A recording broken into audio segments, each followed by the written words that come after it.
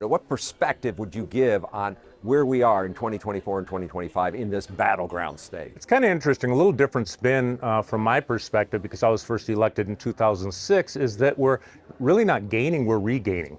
You know, I won an extremely close race that didn't get conceded for many days, if not weeks, when I ran for Attorney General the first time. And back then, we never even thought about questioning the integrity of the elections or the election process, and neither did my opponent. And I think you can give great credit to Lieutenant Governor Barnes here. He was in a more controversial period of election integrity, and he gave credit to the integrity of the ballot, even in defeat when he ran for the U.S. Senate.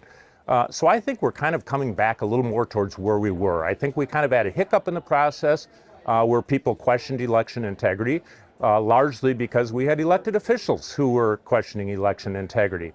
And I think now, especially in Wisconsin, because of work from people like us in the Democracy Defense Project, a bipartisan group, and because of the fact that in Wisconsin, elections really go both ways, most of the time during the same election cycle. I think the combination of those things is really restoring the confidence in the election integrity. Yeah, I like your term about, restoring or regaining.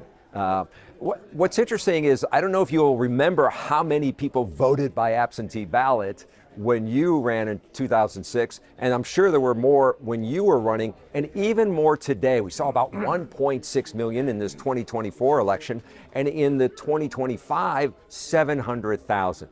Is, in your mind, J.B. Van Hollen, can the process be sped up if we start one day earlier to process those early absentee ballots? Absolutely. We really need to come into this era.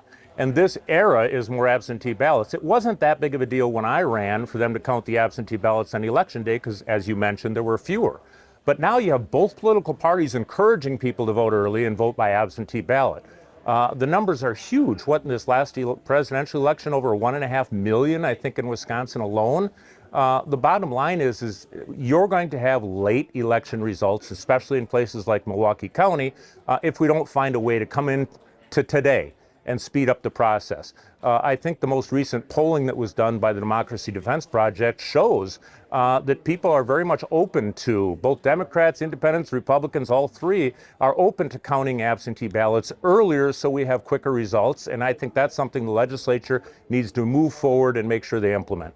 Is it time, do you think, Mandela Oh, for Barnes? sure. It's been time. And as more people start to participate in the process earlier on through our absentee ballot process, which has helped increase voter turnout, it's also, I think, part of the reason why people feel more confident, because once you cast that absentee ballot, you can track where the ballot went. You can see exactly when it has been counted.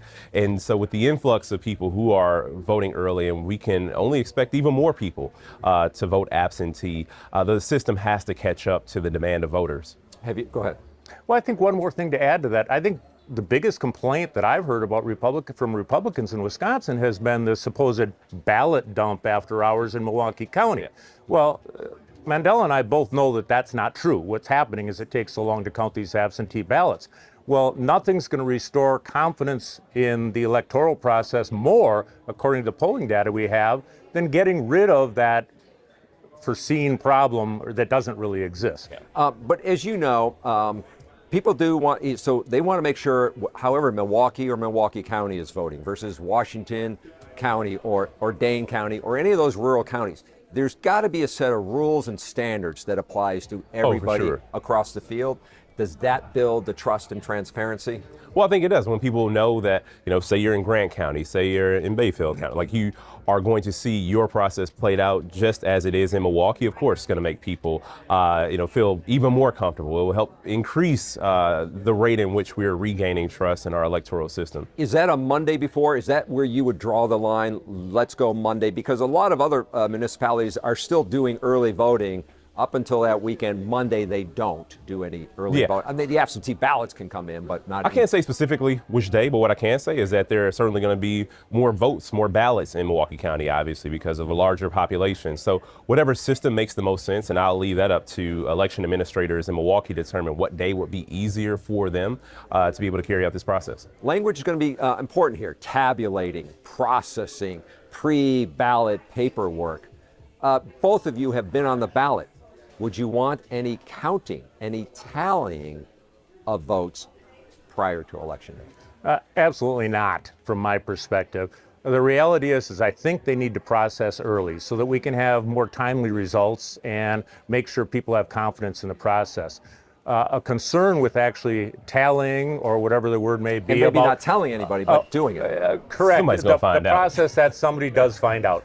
There's too many people involved in the process, and I think if you have people who have an inkling of where the election is leaning before they've even had a chance to vote, I think that would be a very unfortunate state of events for our process.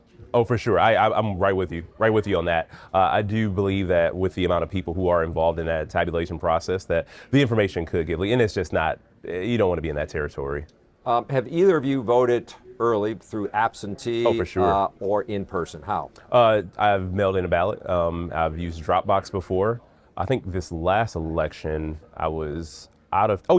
I was out of town for this last election, so I voted early in person. I have voted absentee many times. I like to vote in person, in part because it's more convenient for me where I live. But there are times where you're not going to be present at the polling place and you need to find a way to vote. And so I voted absentee on numerous occations. For sure, yeah. I live next door to my polling location, so it's easy for me to do so, but sometimes I'm out of town. You dropped the drop boxes word here, and that was also in this poll. And what really kind of stood out is across the state, across parties, that if drop boxes, ballot drop boxes, were used with a set standard of rules, security, all of these things that go around them, is it time to expand the use of drop boxes? Well, I think that drop boxes have proven to be an effective method to increase voter participation. Again, we want to make sure that voting is not just secure, safe, and accessible. We want to make sure that it is also, well, we can go back to the word accessible. We want to make sure that accessibility is coupled with security and a little trustworthiness in the process. So I do think that it is possible that making sure that those ballot drop box locations are in very, public spaces, police departments, fire departments, post offices, places like that where there's already going to be a level of control around them. And I do think it's possible for us to expand Is it those time? locations. I think it's time for uniformity. The reality is, I believe drop boxes are here to stay. I think people are going to have a lot more faith in the electoral process if drop boxes are enforced and utilized uniformly, meaning they're used throughout the state, if anywhere. They're all in the same type of locations. They all have the same amount of security involved with them. I think people's concern is I'm able to access a drop box, but you're not able to access a drop box. I think we need to make sure that it's just as easy for everybody to vote as it is for everybody else. One final question for both of you. When you look at maintaining that trust, showing the transparency, both of you have been elected leaders. How much is on the shoulders of elected officials to reassure when the process is working and maybe not working to help build that trust and transparency? Well, I think so much falls on elected officials. Again, just because an election doesn't go your way, just because you didn't get the result that you wanted, doesn't mean you get to call and question the entire process. I think that a lot of our elected officials, not just with this sort of behavior, but in general, don't look inward enough. And it's cause for a lot of other problems, but we're specifically talking about voting. So I'm just going to say that most of our people, or anybody in elected office who would have the audacity to call into question election results, is someone who should, seriously consider whether elected office is the right thing for them if they can't handle things not going their way. And also, we're just going to take, act from the legislature to be able to process those ballots in Milwaukee earlier.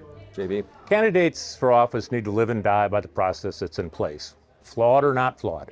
And the reality is that the only people who are going to be able to really change what's in place is our elected officials, our state legislature and our governor. I think when you look at our polling results, obviously voter ID is a big thing. The legislature changed that, gave more confidence to our voters by making voter ID required. Now it's in our Constitution. The reality is our polling results now show very strongly that we need to change when absentee ballots need to be counted. We need to make ballot drop boxes more uniform. And those are things that the legislature needs to consider if they want to make sure the voting public has more confidence in our electoral process.